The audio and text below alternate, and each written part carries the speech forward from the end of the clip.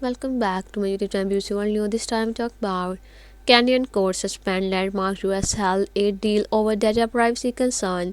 A Kenyan court has suspended the implementation of a landmark £2.5 billion health aid deal signed with the US last week over data privacy concern. It followed a case filed by a consumer rights lobby seeking to stop the illegal transfer and sharing of Kenyan personal data under the agreement.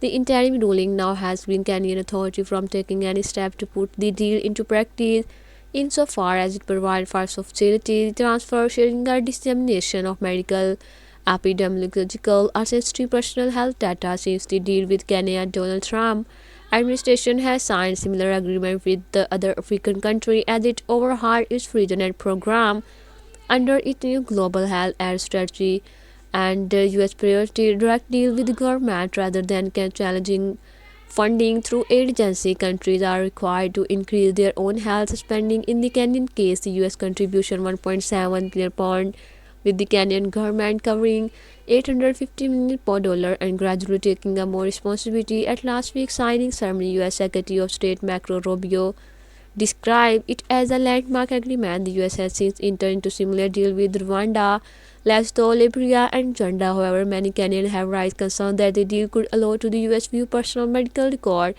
such as their HIV status, TB treatment history, and the vaccination data. One of the groups that took the case to court, the Consumer Federation of Kenyan, argued that Kenya risk and the setting strategy control.